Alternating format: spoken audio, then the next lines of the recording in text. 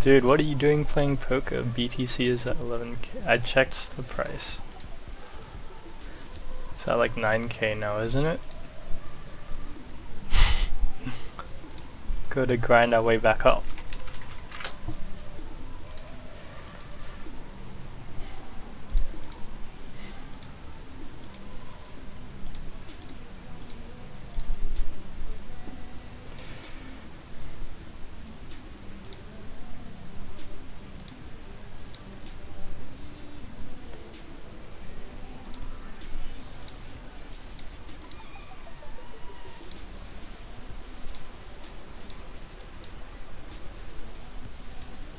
Now would be a reasonable time to add some BTC on the pullback.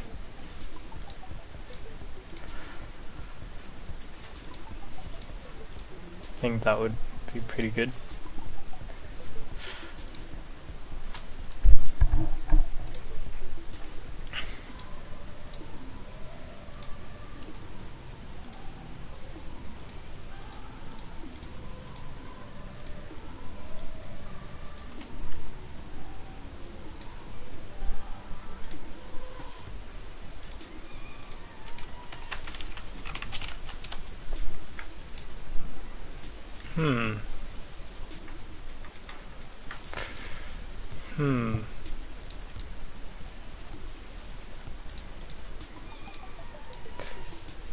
It's like, the thing is, like, I see the short stack and I immediately think fish, flatting small blind, and seeing how wide their ranges look recently, I just can't imagine folding that,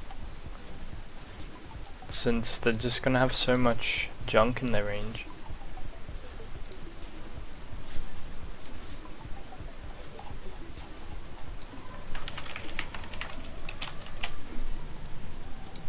So that's a big thing when I play against fish. Like, I really pay attention to stack size, and then I'm like, oh, it's a fish. He probably has a wider range here, so I need to bluff catch a bit more aggressively.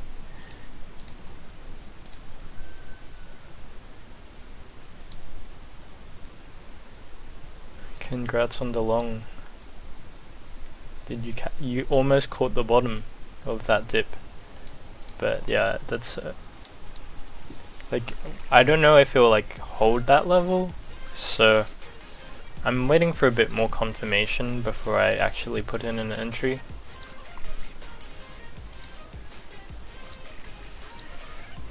Probably not bluffing king high here on this run out. Shows down some of the time and whatnot. Yeah, chopped.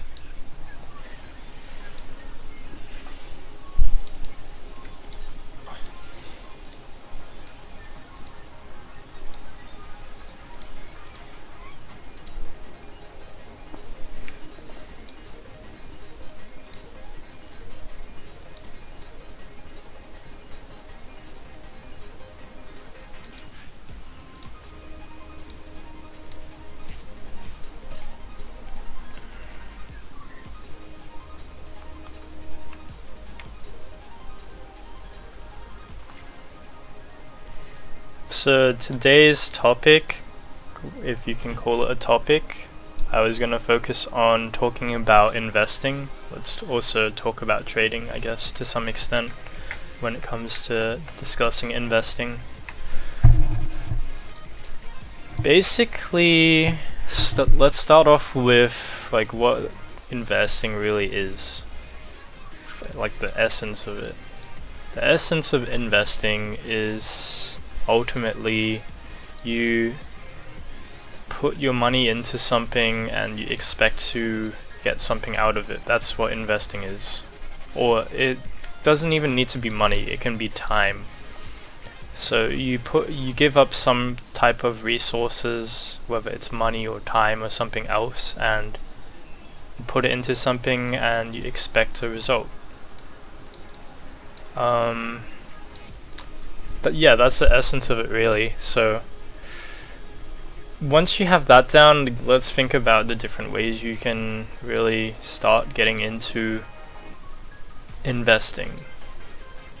So one is the first and foremost most important is probably going to be investing in yourself and your own skill set as a way to generate a return on that investment. And then there's of course other types of investment. So there's like putting money into a stock, or for example, or investing in another person's like startup or something. Those are the main types of investing, I'd say. And then obviously if you leave your money in the bank, you also get interest, but I wouldn't really call that investing so much because it's not really an active activity compared to other forms of investing.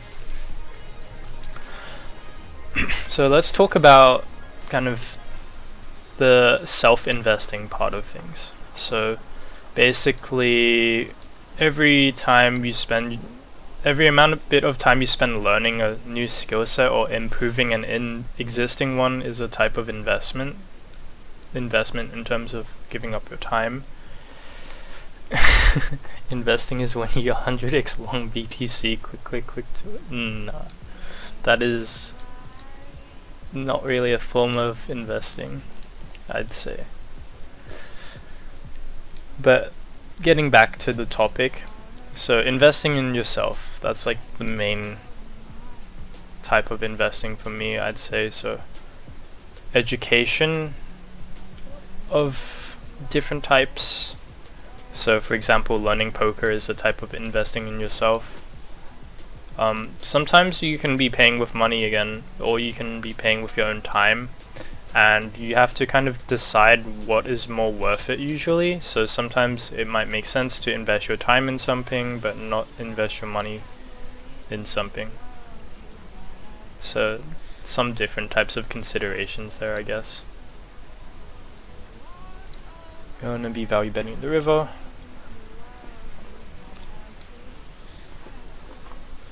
So yeah, that's like the essence of it. I really like and think that when you make money you should be spending it on yourself to continue improving your skill sets. I think that's like the main way. For example, in poker, like that's the main way you get better returns on poker is by spending money to improve yourself. So whether that's buying like poker solver software or something else, like coaching, a course, a book, like all kinds of stuff in that regard anyway.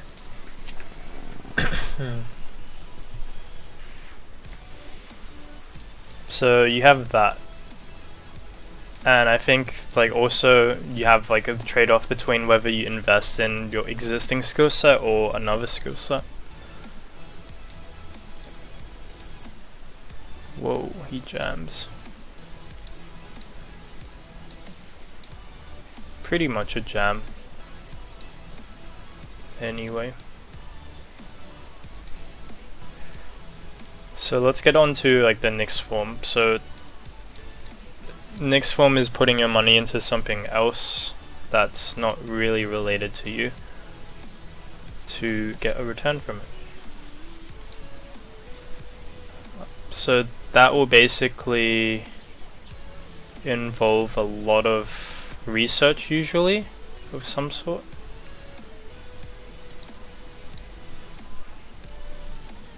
And also some kind of basic education about finance usually.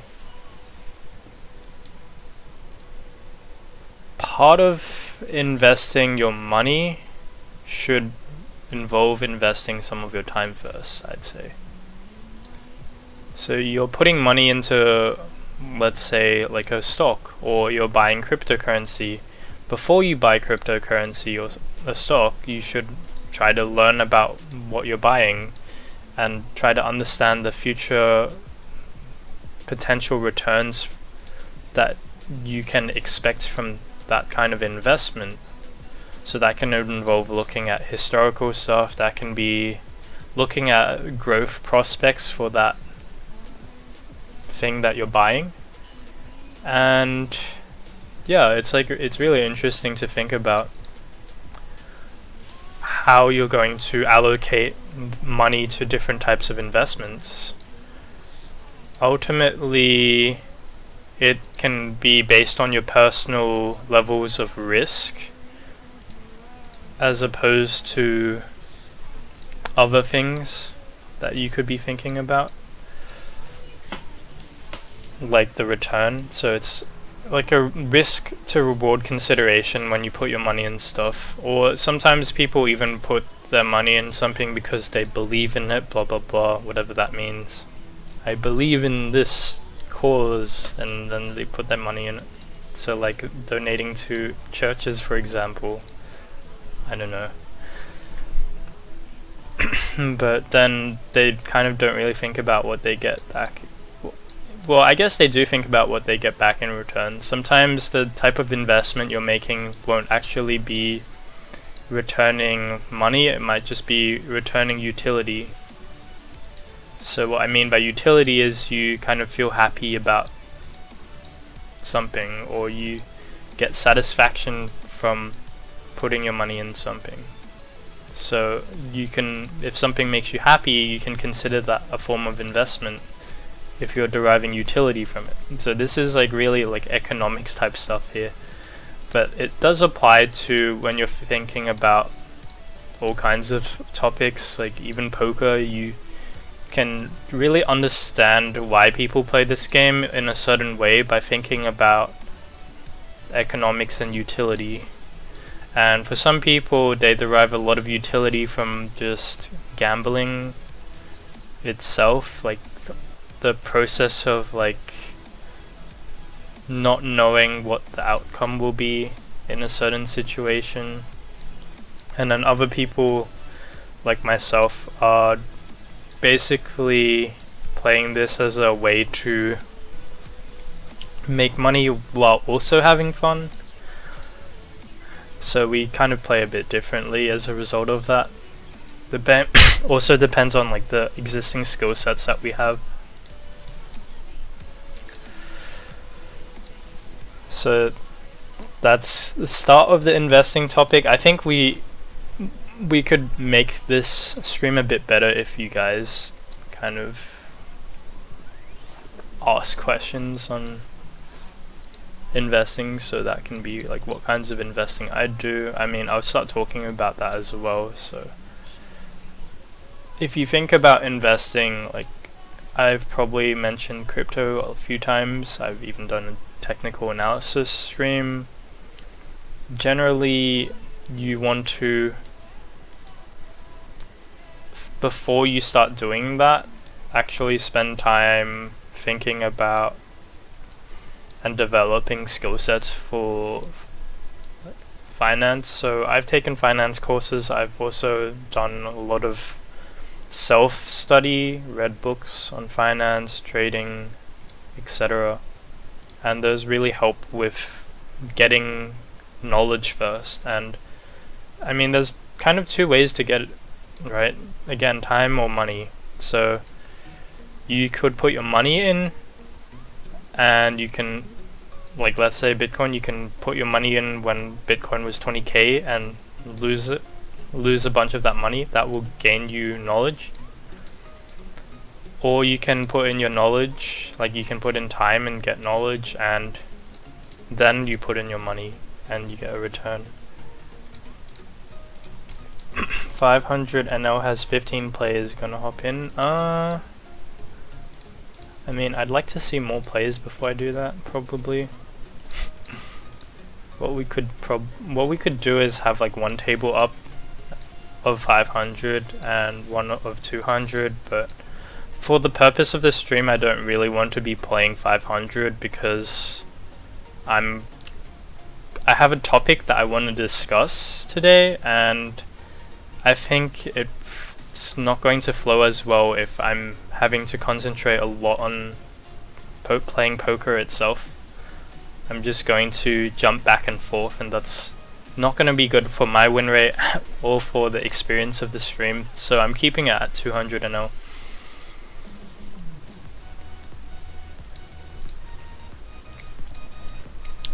So when I talk about like gaining knowledge. What kind of knowledge am I talking about gaining in terms of finance? Well, I'd say just starting by reading a lot of books, or even participating in discussions. So there's a lot of different types of resources that you can actually start with when it comes to learning that stuff, and I've had a few people ask me about those. One is obviously the type of books that are available, so there's a lot of different ones. I'd probably start with the Market Wizards books, like especially the new Market Wizards book. Goes through how different types of traders behave and make decisions, and I think it's pretty useful in that regard. Like, it just shows you how there's different ways to approach trading. It also shows you the mindset behind some of these guys as well when they're trading, some of the struggles that people experience when they first start. A lot of really useful information there. So you can use people's like experience to prevent yourself from making mistakes, which is really cool.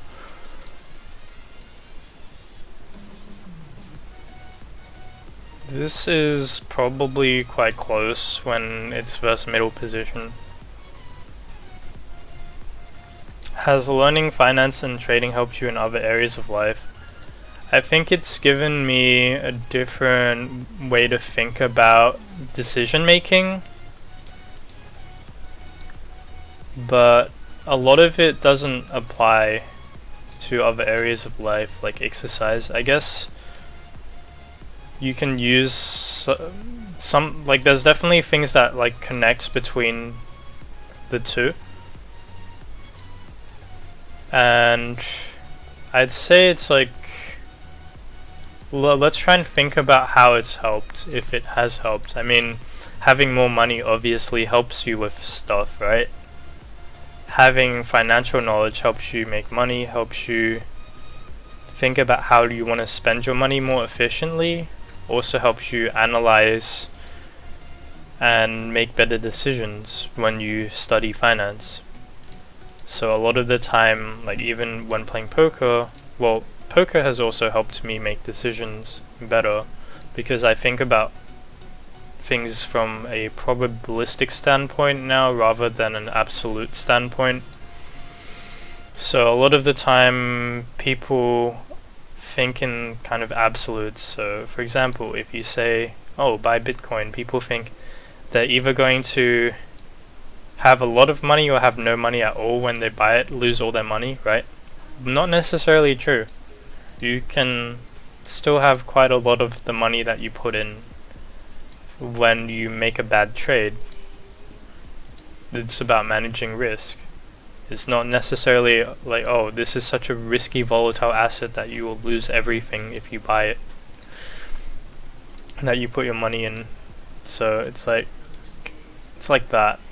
People also then think in terms of like risk and like how much of your portfolio can be placed in an asset based on the amount of risk that it's perceived to have.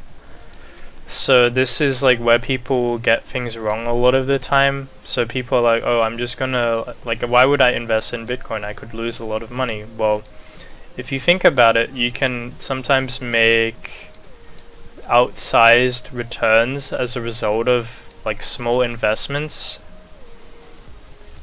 because of the risk of those investments. So let's say you put in like a small few $100 and let's say you have 100,000, right? Now people will be like, oh, I don't want to put any money into Bitcoin, it's too risky as an investment, blah blah blah. Well, if you think about portfolio theory, like from a finance perspective, you can allocate some of your assets to investing in cryptocurrency or high risk assets. It will just be a very small percentage of them, of your portfolio. But so it's ultimately about realizing that you can weight your investment in assets, and a lot of people don't think that way. So a lot of people are like, oh, I'm not gonna ever put money in Bitcoin because it's too risky, blah blah blah. But then they'll go and put their money in like a stock, for example, and just be like, oh, I'm gonna buy a ton of this stock. It's Apple, blah blah blah. It's a safe stock. And like the thing is, they don't realize that there's like this difference between risk and reward and asset allocation that allows them to construct portfolios better than the average person.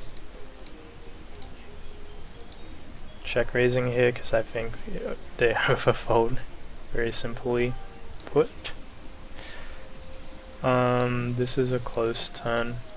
I think we call with the gutter. Well played. So yeah, allocating based on like a percentage of your overall portfolio is like a huge thing that I learned. It's just like so useful to think about things in that way. So it can be literally like, oh, I have $1,000, I'm going to put like $10 or $20 into something because I think it can potentially generate 10x my return, even though it's quite risky, but it's like worth, like it has a positive expectancy in the long run if you factor in probabilities. So sometimes it's like, yeah, this thing's really risky, but it can have a positive expectancy. As long as you allocate your assets correctly, you'll be fine to take on that level of risk. This is close, I don't mind just folding it. So yeah, what I mean by that is really just thinking, okay, this is only going to be successful 10% of the time, but if it is successful, then I can make 100x my return. Then do the math and think about the expected value of that investment. And on average, if you, like, this is looking in absolutes as well, right? So even if you are looking in absolutes, if something works out, then it can make you a lot of money, but if it doesn't, then you lose some or most of that money, but not always all of that money. Sometimes you can recoup some of your investment. So a lot of people don't think in that way, so what ends up happening is they stay with what is perceived to be safe, when what is perceived to be safe has a much worse like return on investment. So it's like playing tournaments in poker. When you play tournaments, generally the deal with tournaments is you're going to bust most of the time, or not even cash in something. So what happens is you play the tournament and then you bust. You're like, oh, tournaments suck, blah blah blah. This is close. I don't know if we want to be holding King X. I'm just gonna lean towards folding. So you play a tournament, you're gonna mostly bust, but the tournament's still going to be plus EV because sometimes even though a small percentage of the time you're going to come first and win like 100 buy-ins, right? So the premise of the tournaments is, even though they're a risky proposition, if you have a large enough sample, you're going to realize a net expected gain if you're playing better than your opponents. And that's like that's how you think about, let's say, entering a tournament in the first place. But other people will just be like, okay, I'm not a very good player, but I can still bink a tournament, so I'm going to play it because there's so much money up top. But ultimately it's an average. It's not just, oh, I want to come first, blah blah blah. It's most of the time I bust, sometimes I cash, and sometimes I cash for even more, and overall it ends up being plus EV for me to play because of those factors.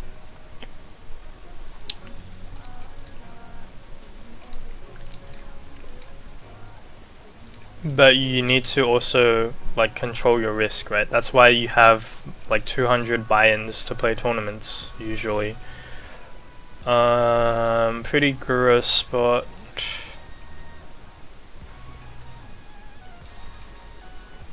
I'm just gonna fold this. Being a bit of a nit today.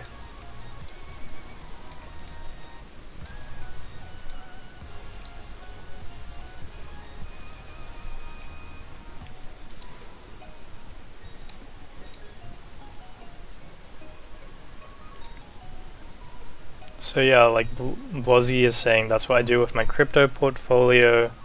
50% large cap, 40 mid cap, 10% small cap. It's the same with everything. Asset allocation really, so that on average you will have a healthy return.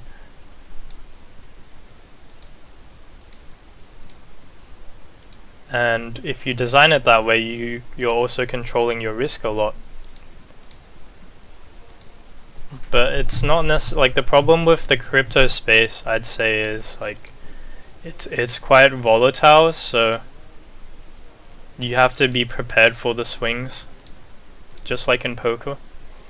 Other people are just not going to be cut out for the swings, so they would have to allocate a small percentage of their overall net worth to crypto.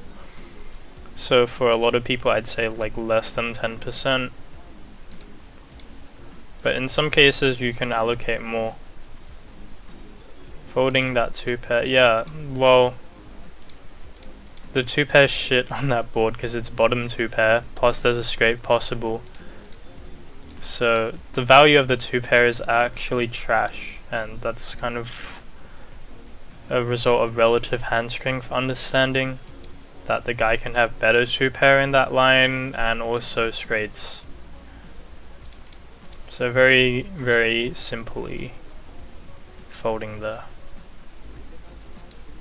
You have like 0 implied odds. You're not going to realize your equity very well because you'll very likely get bluffed off the hand on the river if they continue barreling. And the hand, I mean, doesn't really function that well as a bluff either.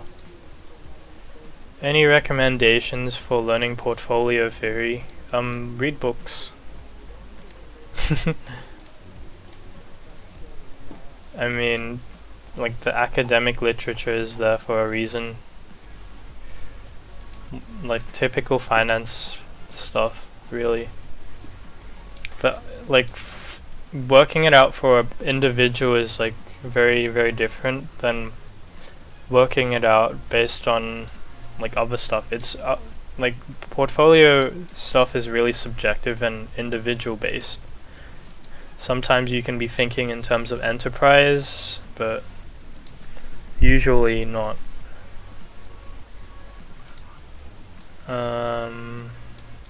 Not typically trying to bluff him off on the river.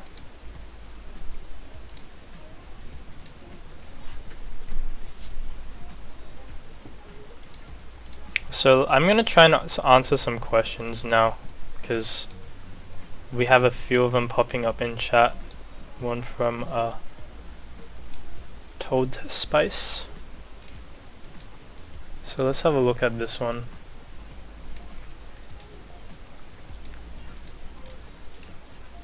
So I reshoved here all in. This okay for 70 BB stack if I can ask.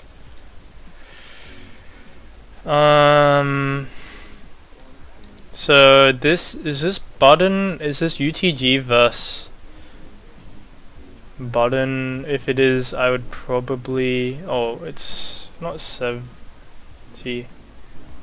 It's not 70, it's like less than that. It's like 25.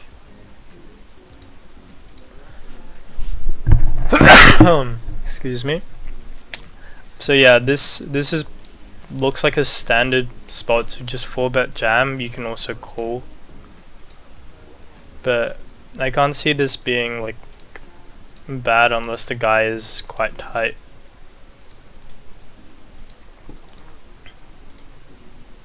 Yeah, I learned it in uni, took some finance courses, but I'm sure there's plenty of literature out there apart from that kind of stuff. Right now it's kind of hard to think about. Like a classic book would be like Benjamin Graham, Intelligent Investor, right? So that could be a book you would be looking at. Again, I also talked about New Market Wizards, but then there's like tons and tons of content everywhere in regard to all kinds of finance related stuff that isn't to do specifically with trading.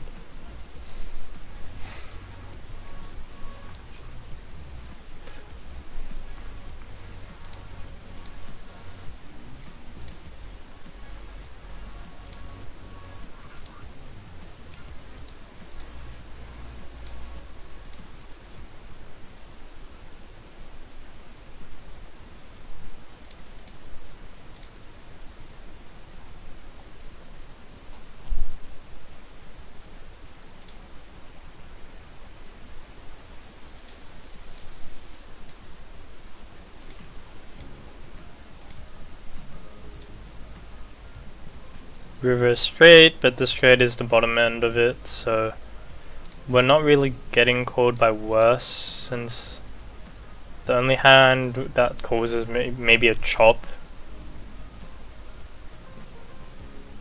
and a 10. Unless we bet small and they somehow hero call like 2 pair or a set multi-way, but that's very ambitious.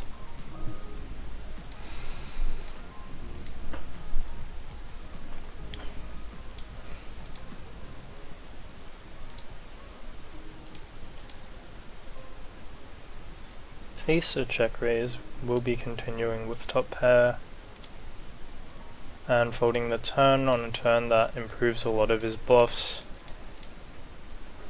Turn where people are unlikely to be barreling enough as a bluff unless they're a bit more careful about how they construct their range.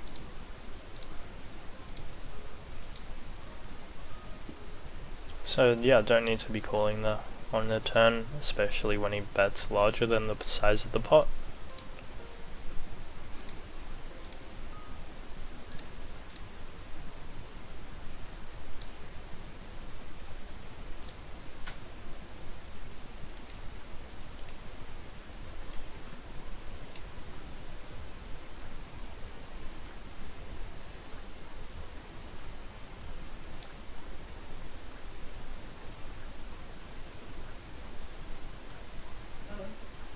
This is close.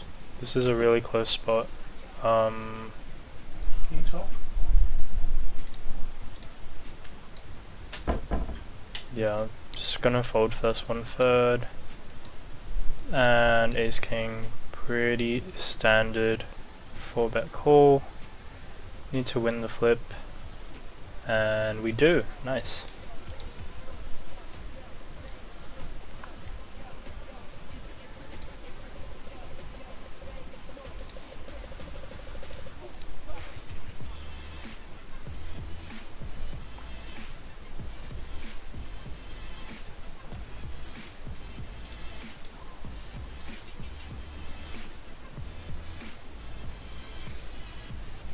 Turn the straight here. He leads into us, usually just going to be calling. And river, I'm going to bet small to target his 2 pairs. And I think that's exactly what we did. We probably got called by 2 pair. Yeah. Exploited, mate. Don't like the turn lead, by the way, from him. It's not a very sensible line.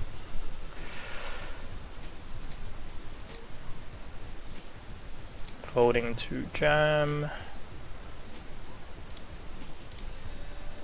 So let's talk about like ways to invest in yourself and how they apply to like different areas. So I already talked about like investing in knowledge in terms of like learning how to invest.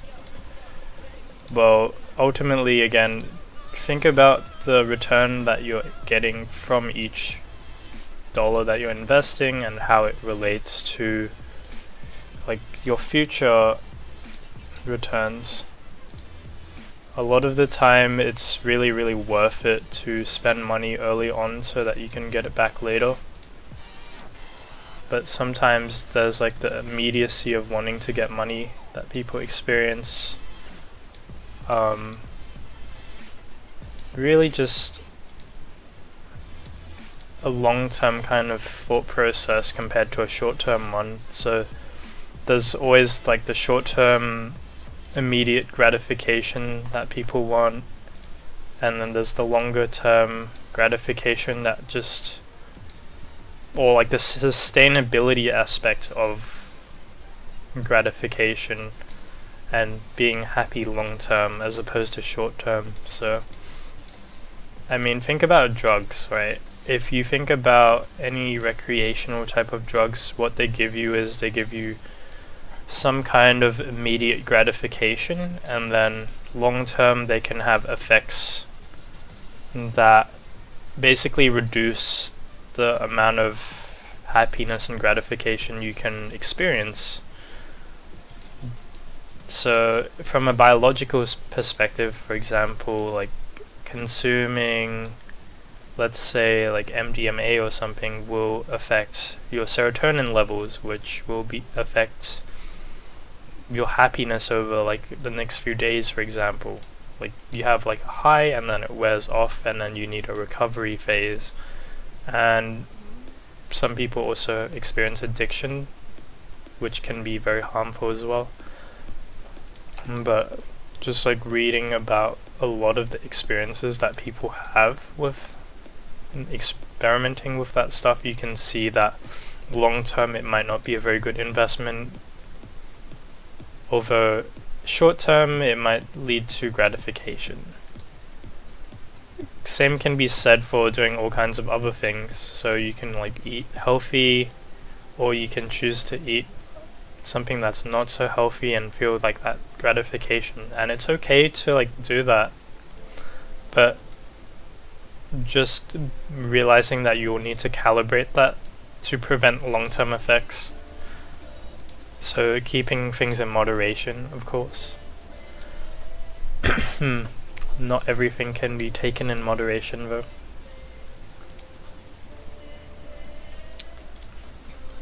But that's like just the nature of things, I guess.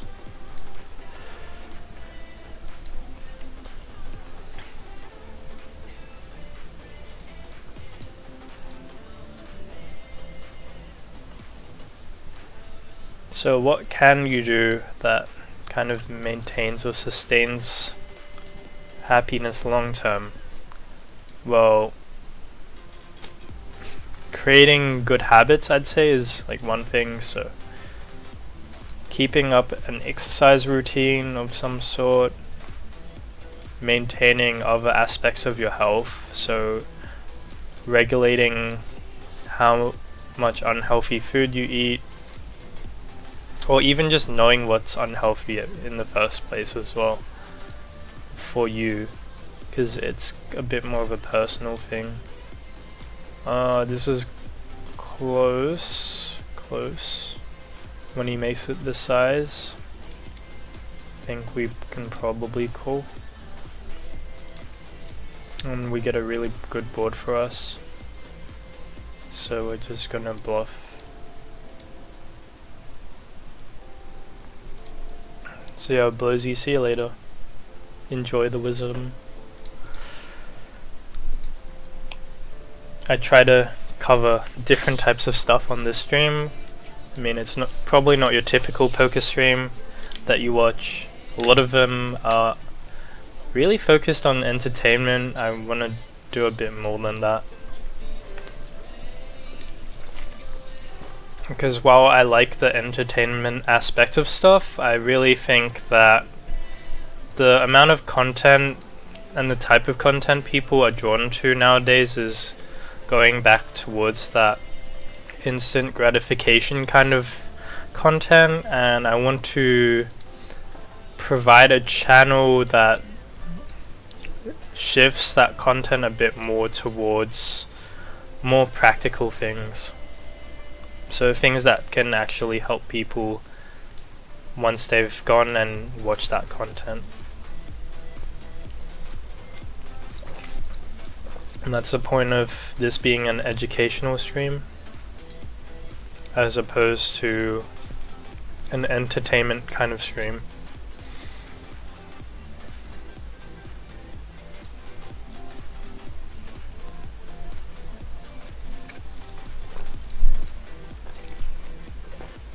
Just drinking some water right now. Staying hydrated for the stream so that I don't lose my voice.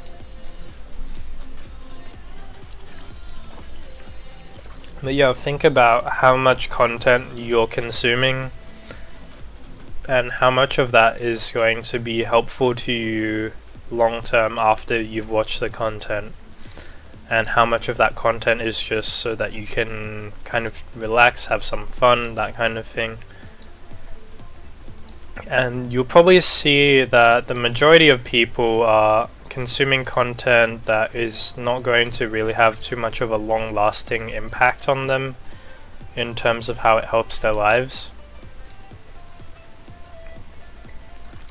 So if you are trying to create content, I mean, there's value in entertainment, no doubt about that. Like, it's great. It's fun to watch.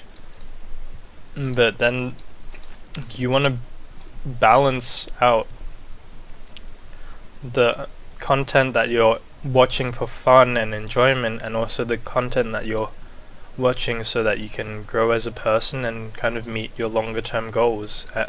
And sometimes people don't even have longer term goals. That's like another thing.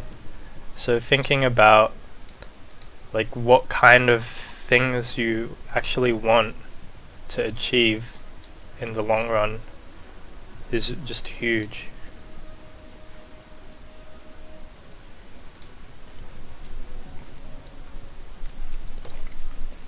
Seems like a bit of a weird double barrel, but we're folding out better pairs that call the flop, and we have decent equity and good bluff opportunities, so I like the double barrel there with the 5-4.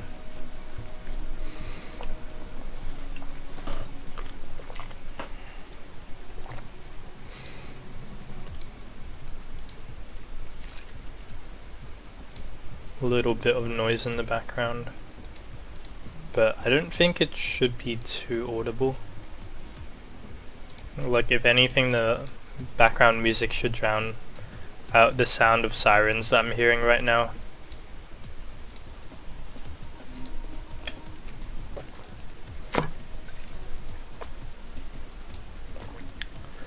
So we're going to be betting the turn when the king comes, and so we check quite a bunch of our king X hands.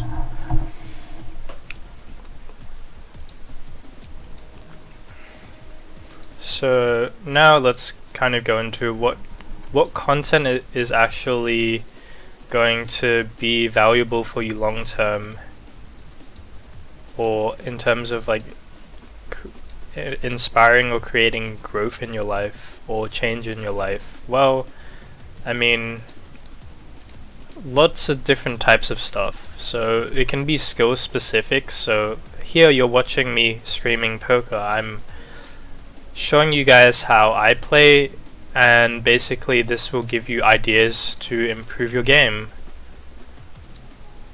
And that's going to help you, especially if you're not already playing at a high level, since you can kind of see what I'm doing and try to replicate some of that, and that will end up helping you, especially if you see like one particular thing I'm doing and then you try to think about and understand it, and it helps you out. Like, that's pretty big.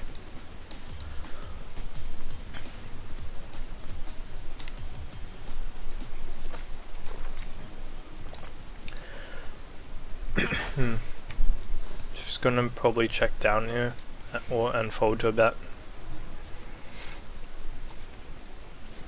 Now with other content, there's going to be some very practical stuff, but I even consider anything inspirational to be of value as well, since it helps you actually take action in different ways. So, like, even if it relates to video gaming, I've seen a lot of streams that I find are really cool and useful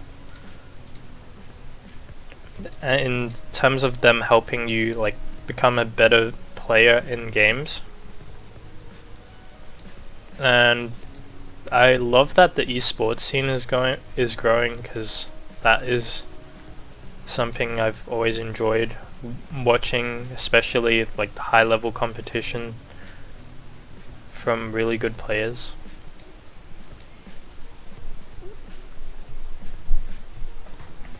Gonna be checking pretty often on this board, since it's quite dynamic and we can't get free streets of value.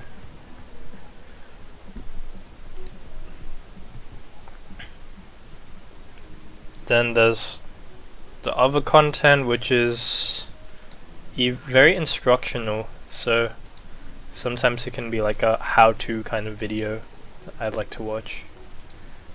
There's different areas of life to focus on, I guess, but you have to take them one at a time and improve at them one at a time. So what I typically do in terms of how I spend and invest my time in things is I'll focus on what I think is going to be pretty easy for me to implement. Okay, this is an interesting sizing. I'm gonna say that he's probably weighted a bit more towards like paired hands currently. So I think we can probably find a call. Wow, what a strong hand.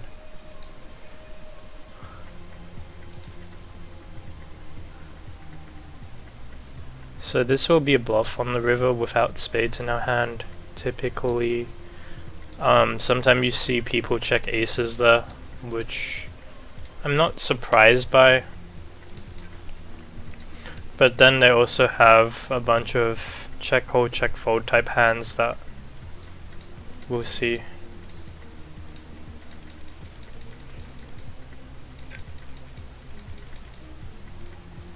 So if I'm gonna have some bluffs, it's probably gonna be this one, since it'll have removal to hands like kings and queens, and also king jack, queen jack suited. But we got our bluff called, which does happen.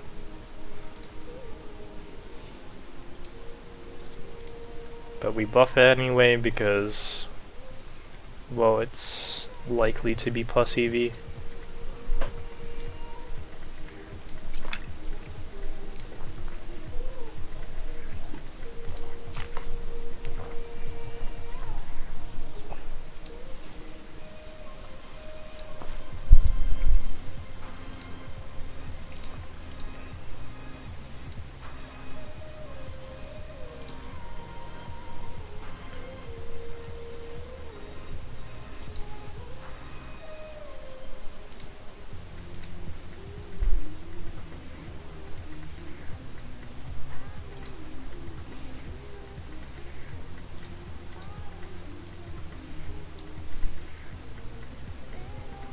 Hey Kong, been a while indeed. Everything's going pretty well so far. I mean, I'm been breaking even the past week, but it's fine.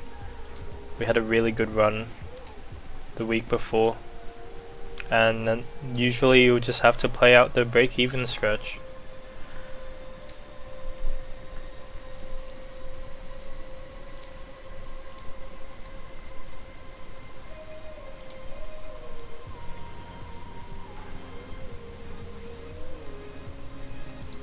But as long as I feel like I'm making good decisions and improving on my game, I'm pretty happy with everything. I'm not too concerned about the results.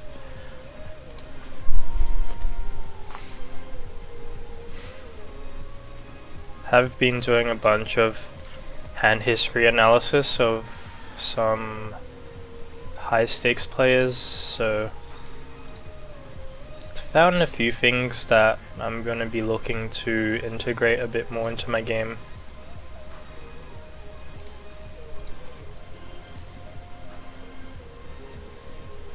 What I mean by when I try to learn something, I focus on something that's easy to implement.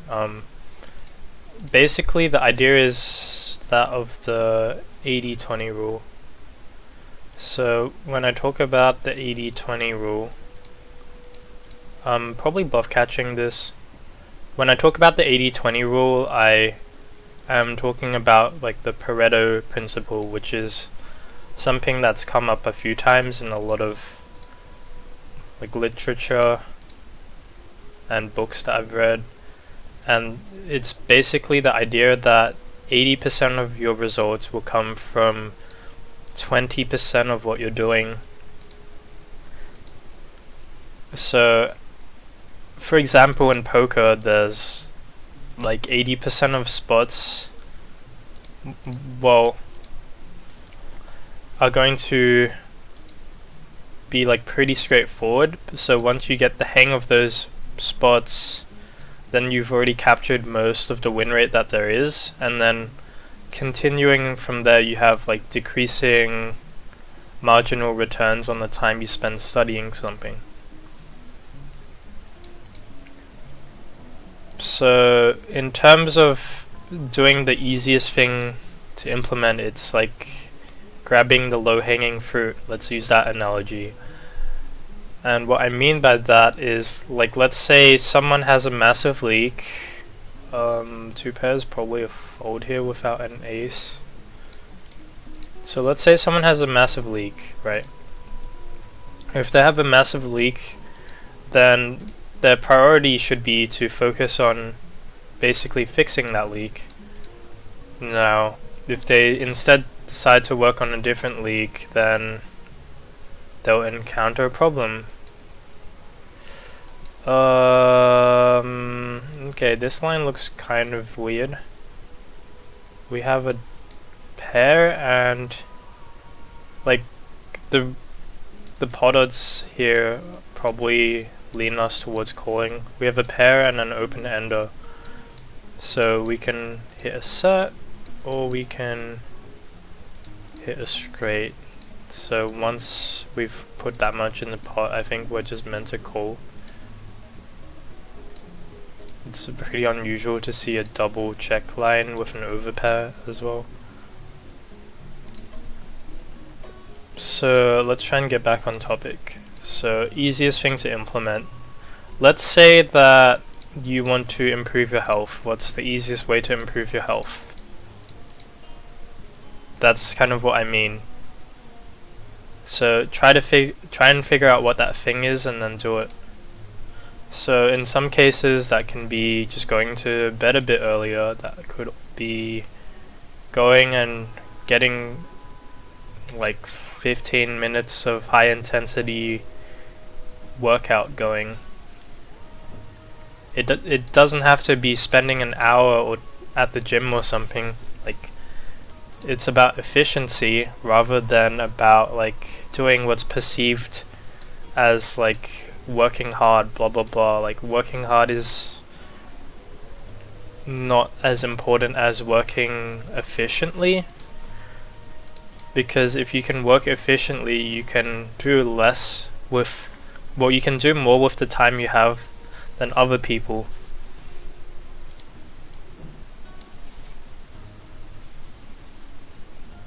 I hope that kind of makes sense.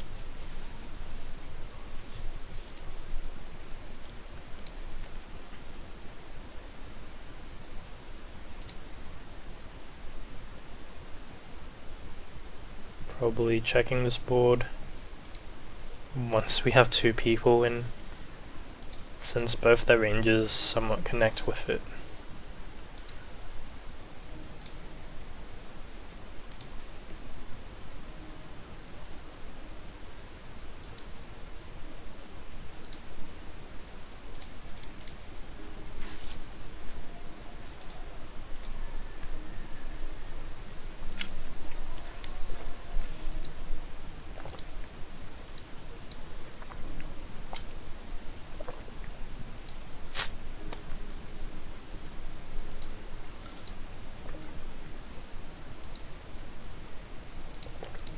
So let's take another example. So an example that I have of something easy to implement would be, let's say, a morning routine where I do my meditation.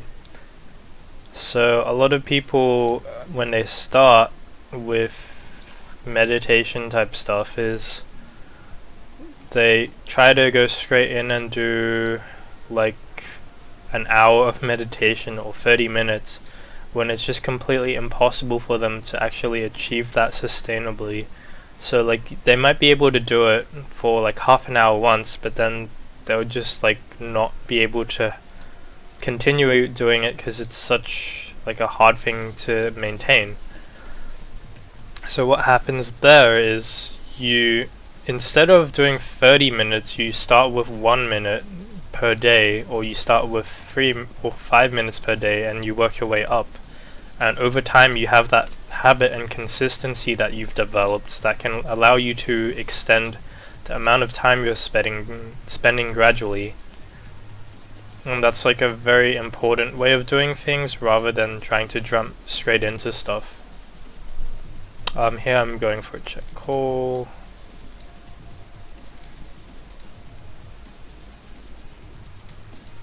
Going to be checking quite a lot out of position in these kind of spots.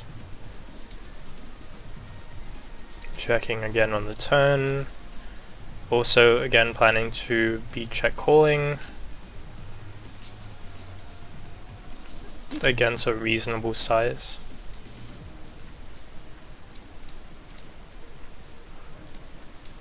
And river, I think we'll just be check folding, since this is a typical run out where, like, this is a typical zero bluff run out multi-way. And we don't dominate any value hands. Like, what I mean by a zero bluff run out is when the 10 comes and then the river breaks, there's not enough like bluffing going on with like backdoor type hands that will continue again on the river. Like, people are just really struggling there to find the right bluffs based on how their range is constructed.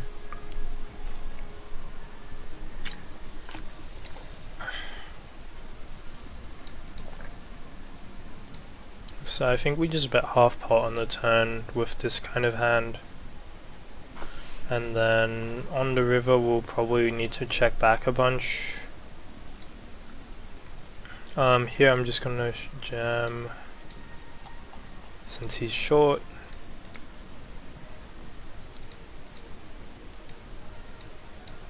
Run into 10s.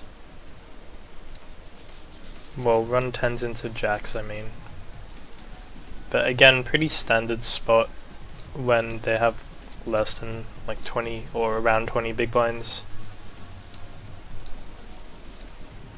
Alright, see you later, Kong.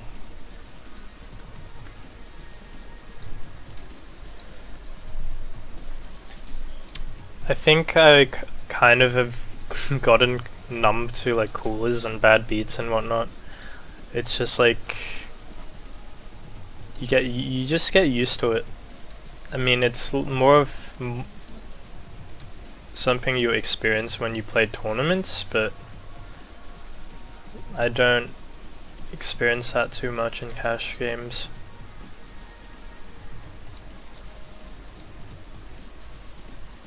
Yeah, he'd have to turn ace 10 and queen 10 into a bluff, which the majority of players won't be doing. Majority of players also don't really barrel the turn with those either. So, pretty dry looking board. Well, apart from the flush draw, so just going to be betting very small. And bluffing some of these ace-king hands.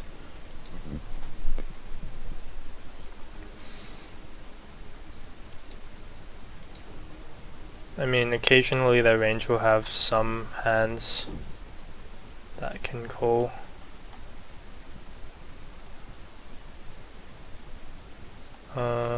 Sizing small on the turn. Just gonna be folding a6. So when you bet small, they'll have a few more hands like jacks and tens in their range. They'll also have king queen here. Our river's a snap with the boat. They'll also, like, you'll see some spastic fish here with some really strange hands. So he had jack 5 suited, which called a 4-bet, which just, it seems very ambitious. Very ambitious play, my friend. Let's have a look at that one again. So we open, min 3-bet, call, we 4-bet. And he overcalls with jack 5 suited. Like, this is why sometimes in this pool, when you're playing a non, you just can't hero fold in those kind of lines, because people's ranges are like really bad, like really bad and wide. So we got a nice donation there from him. Pretty happy with that.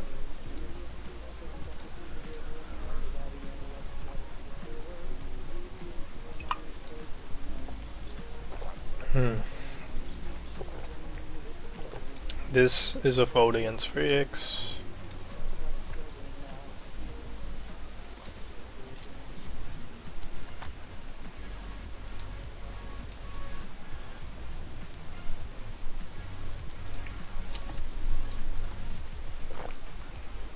Say you're the cold caller in position in that king-queen spot, how would you construct your bluffing range on the flop and turn?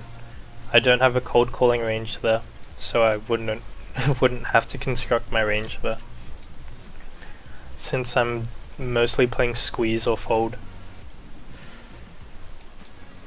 It's a bit of a unique strategy, I'd say, but I just don't like having cold calls from the cutoff.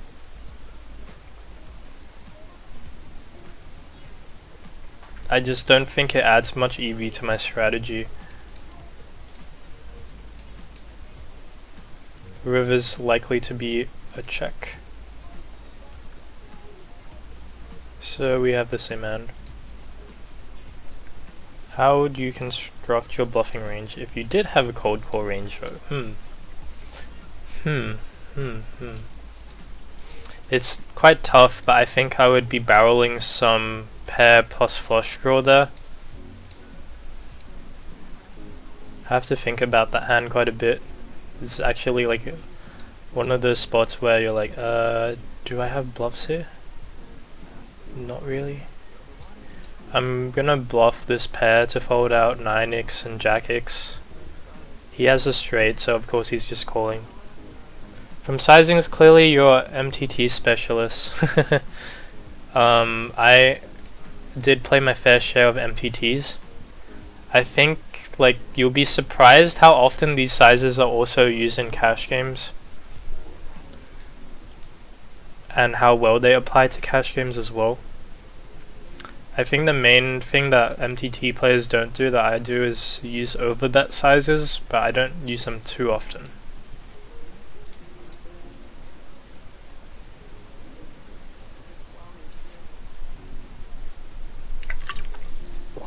But if you think about overbetting in MTTs, there's a reason that it's underutilized, and that's because you're playing short. So more often you can just get the money in without overbetting.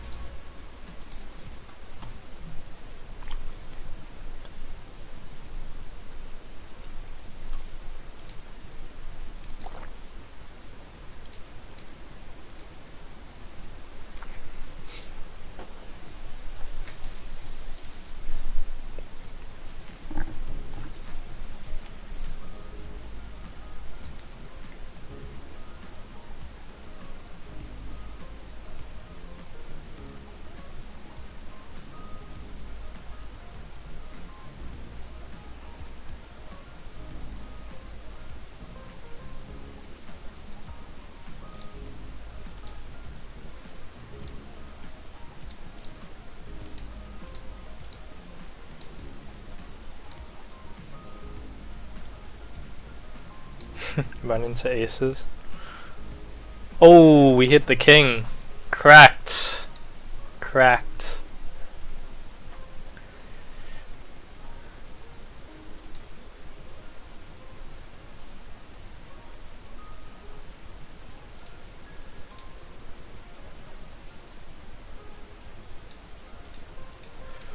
Just getting it in.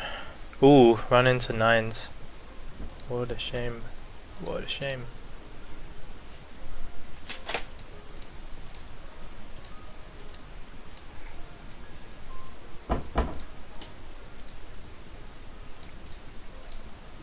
Think in that spot we'll run into some check raises when they have a set, but I guess the ace turn can incentivize them to do that. But we'll also run into some two pairs that might play that way. With a set here, we are just getting stacked. So.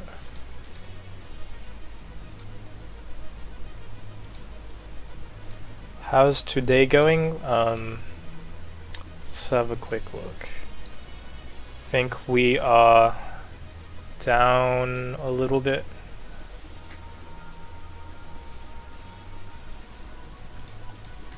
Like less than a buy-in, or maybe like around a buy-in, not sure.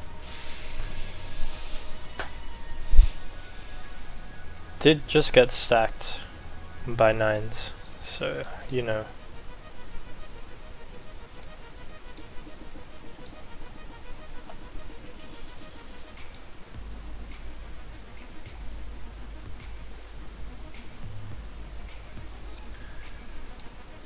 Against pot, we'll need to call some king jack, but basically here I'll just call my king jack without, well, with the backdoor flush draw, and then fold without.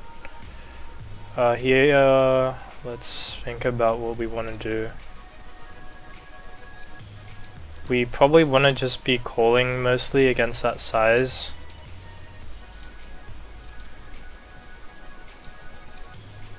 And just calling down. I think he'll have king jack pretty often. Okay, interesting. I didn't expect him to do that, but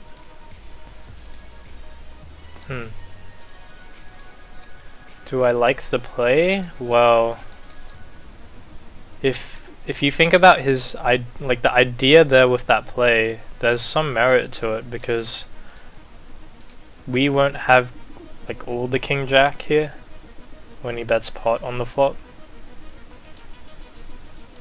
and then when he has the queen, he is blocking some two pair combinations. So also he has less showdown value, so he's basically just trying to get us to fold an ace on the river. I think he could have done that with a bit of a different sizing, but whatever. There's some merit to that play. I don't know if I personally wouldn't be doing that in an anonymous setting, just because I don't know how people are going to respond to that line.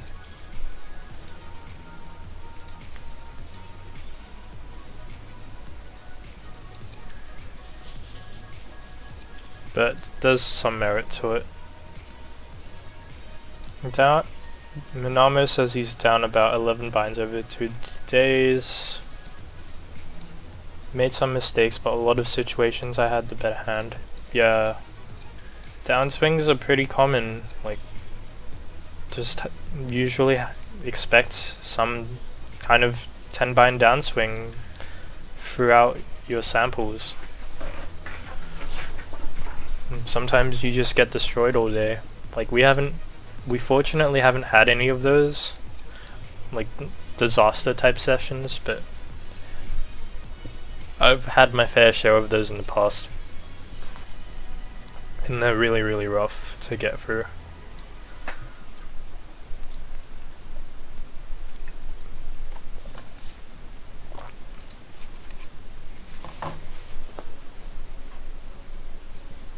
Like, I remember having a stretch of hands where I had to move down from playing 100 NL all the way to 25 NL at one point. Just because every single hand that I'd play, I'd get stacked. And then I had to move down. So I had like set over sets going on every single hand. Well, like every session I'd be up a bunch and then I'd just get stacked set over set, or kings into aces, or just like run bad, lose the flips. It happens. Like, it's just part of the game, and you develop a stronger mindset once you go through more of those. Either that or you lose your whole role and you quit playing poker because of the run bad. But there's been points where I've felt like quitting the game because of how bad I've run. But I got through those points because I had pretty strong support.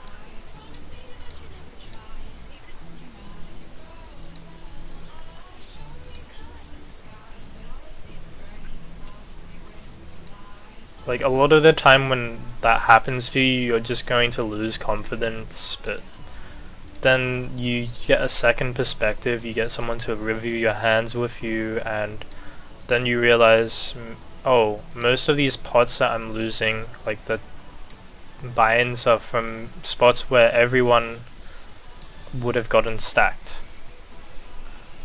And then you feel a bit more comfortable with that, and then you continue grinding through. Although usually you'll need to take a break and kind of just cool down and get back into things.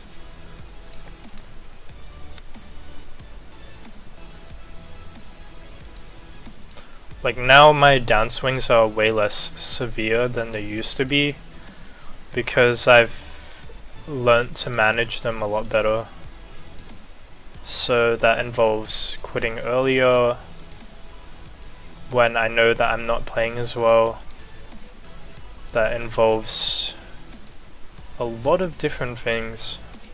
Meditation being one of them, goal setting based on not results but volume being another one, and like, yeah, session preparation, warm-up, cooldown, all that kind of stuff. Really important if you're going to manage downswings, and I'm really grateful that I had those downswings, because if I had them now and didn't learn how to deal with them earlier when there was less at stake, then I would probably lose a lot of money. But yeah, I've learnt to deal with how those things happen, and I think I bounce back from them a lot faster than I used to.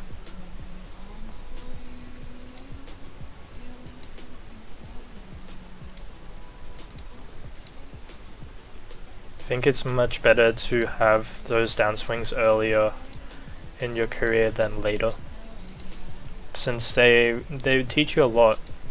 Helped me develop a lot in terms of my mindset, and it applies to a lot of things as well. So he check raises and barrels after flatting small blind. Run out wise, this is below average to bluff catch on, given he can have many draws completing. So for that reason, I'm gonna just find the fold, even though it's like a tiny percentage of the pot. How would you combat that while playing MTTs? It's harder to quit early on an MTT grind compared to cash. With MTT, like, there's other stuff I do in session to help with that in terms of MTTs. Like, you can stop registering once you realize you're not playing as well, for one. The second thing would be to use your breaks a lot better. So typically what I will do is I'll just, like, it's as simple as washing your face with cold water and taking a bunch of deep breaths to basically reset your mind. You want to just get yourself back in the zone and continue playing well. in those situations.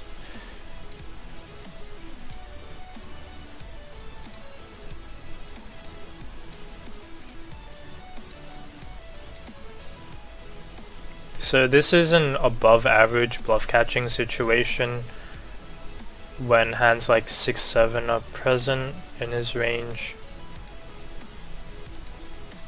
Do we raise? That's kind of the question. I think in general people are pretty polarized here when they bet this large, so I'm just gonna call.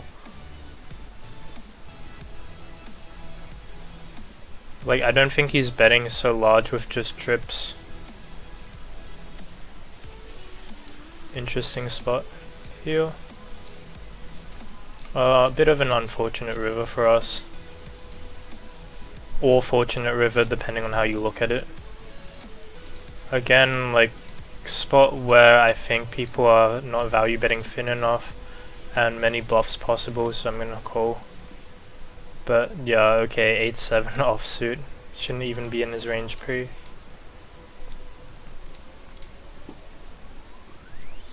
So I guess we're having one of those sessions right now. Kind of a good way to demonstrate how to deal with swings on stream. Typically, MTTs, you just have to play through it, and there's not much you can do. It's more about like what you do after the session. So if you have a downswing, you may want to consider spending a bit more time studying, taking a day off, or even 2 days to study if it really gets to you. I played sit and goes, like hyper sit and goes, so those are even swingier than cash games. And in those types of games, expect to have massive swings. But in these games, it's like easy peasy in terms of the swings. I mean, you'll have like less strict bankroll management for these games, but still, like, you have it easy if you're playing 6 max cash.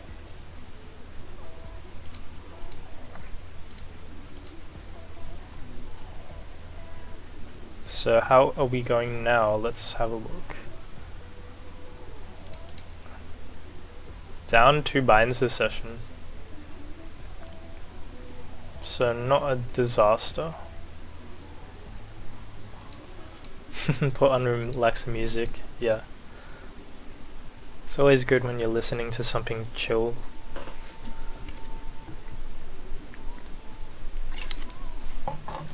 I think the main state that you need to get into though is like get into a state where you're not relying on your you having a successful month or not to pay your rent or something. Like if you're in that situation, it's really tough to play your best. So once you're in a situation where you know you can always bounce back and not be hurt financially by a downswing, then you'll be okay. But setting those volume goals, setting those goals in relation to study, doing all of that so that your what you consider to be success isn't based on like making or losing money. This is probably just a fold. I think you can code 4 sometimes with that hand, but not interested in doing that UTG versus cutoff.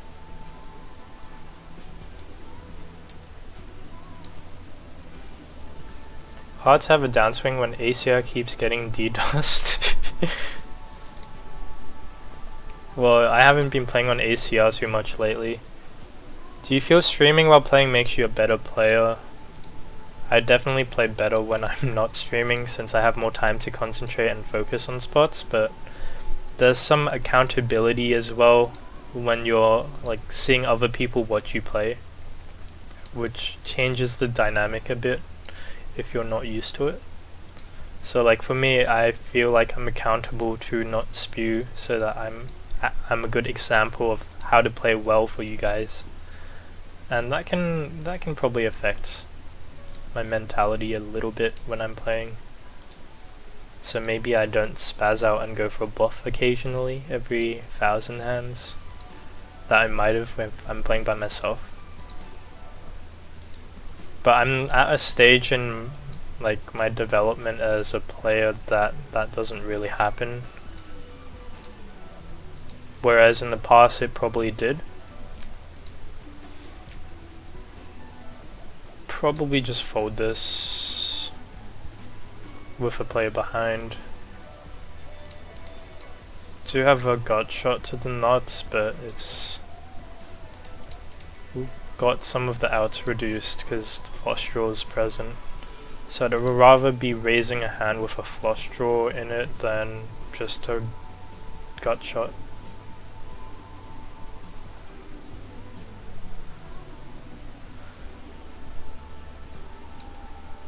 But yeah, maybe if you want to improve your mental game,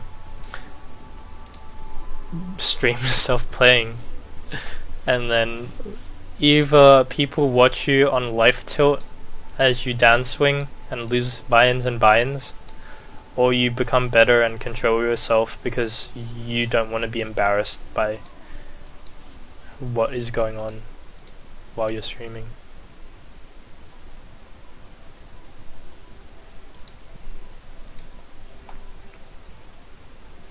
So that's my thoughts on me personally, the effects that I experience when I'm streaming compared to playing by myself.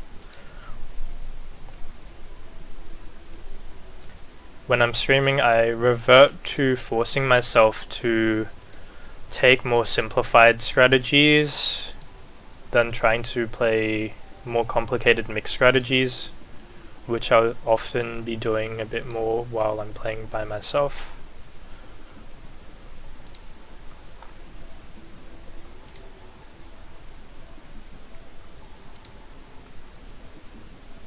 Also, there's more tables when I'm playing by myself.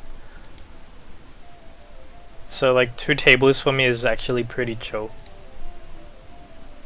So even though there's like not much time to think about spots because of the time bank and zone, I'm still able to make pretty accurate decisions while kind of just talking about random stuff, which is cool.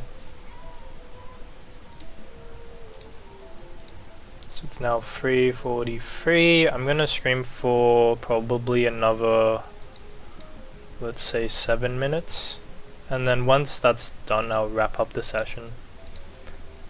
The other thing with streaming is what it does is it sets you like a time that you're supposed to play for, which is also pretty great. Like if you set yourself like a time, I'm gonna stream for 1.5 hours or I'm gonna stream for 2 hours, then it's great because you are now basically forcing yourself to focus on a volume goal, which is how much time you're playing, rather than a monetary goal. So sometimes, let's say you're ahead in a session, you feel like you want to quit because you're ahead and you don't want to lose money. Well, you're going to force yourself to play for more time because you're streaming. So that's like a benefit to it. I mean, even if people don't watch your stream, you can stream. It's just like, it's like, oh, one person is watching my stream, blah blah blah, whatever. Isn't zone 2 tables max? When I play, I'm playing basically 2 zone, 2 reg, and then 2 ACR reg. But I've been playing less ACR now. I also have access to a bit of a private site that is app based. And no, it's not Pokemaster. So I put on that as well.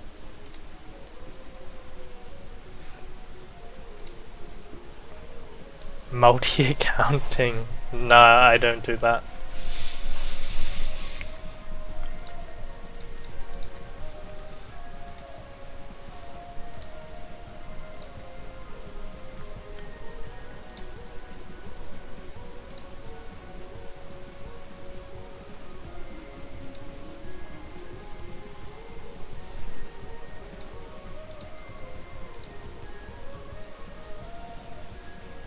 Do you ever play heads up? I've played my fair share of heads up. I played a bunch when I start tables on ACR, and I think I have pretty good edge there, so that's why I start tables. I think a lot of the regs just misplay a lot of spots because they don't know what ranges are supposed to look like. I also did play some ACR heads up at 100 NL and 200 NL, but I don't play that as much as I play 6 max because I know I'm more studied in 6 max. But I had a phase where I played 50 and 100 NL on PokerStars, heads up zoom, and had a pretty decent win rate there.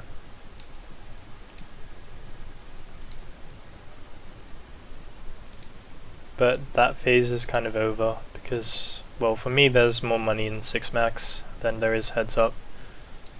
Also played on party poker tables a bunch, like last year. So again, a bunch of 50 and 100 NL at that time. I just don't like the dynamics as much where you're forced to basically sit a guy and play them, and then very often they'll just leave because they realize that you're better than them, or they just don't want to play a reg, which is pretty annoying to me.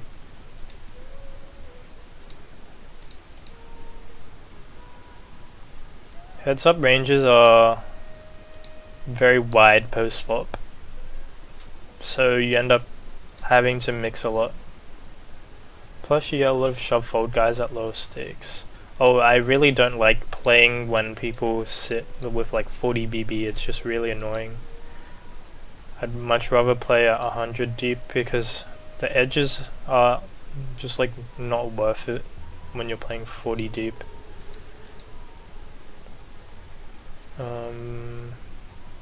Gonna put in basically what will be like a quarter of his stack, and then 2 street game here.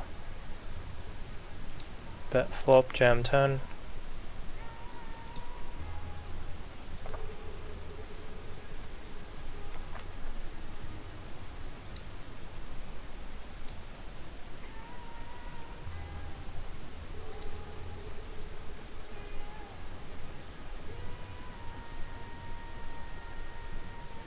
I think this combo will be check raised at some frequency, and I preferred the check raise over the check call line.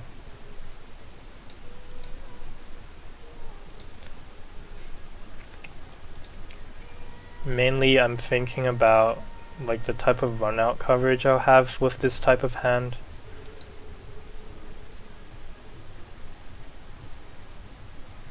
And the implications of not check raising some of this at a certain frequency.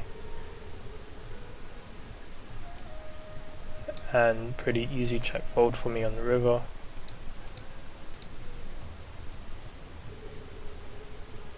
Once you finish up, I'm gonna stream for a bit myself, says Debo. Enjoy the streaming, dude. Like, have fun with your stream. You're probably gonna take up all my viewers. I might even host you. I can set that up, but that might be another time. I have a coaching session with someone to attend to, so hence why I have to wrap this up. Reason for shifting away from ACR: Ignition is just better in terms of player pool, so I can't really see as much incentive for me to play there unless I'm putting in really high volume at those tables, and I'm finding that a lot of those games aren't running as often, so there's also sketchy stuff going on that site right now, so those are the main reasons.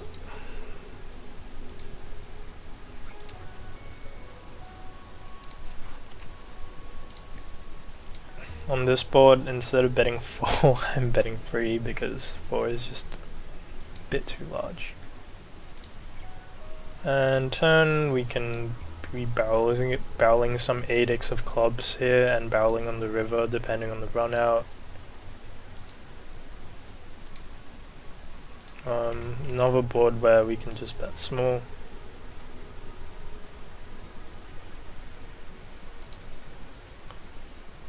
I just noticed I really donk certain hands in heads up. Suited connectors and king X tricky to play.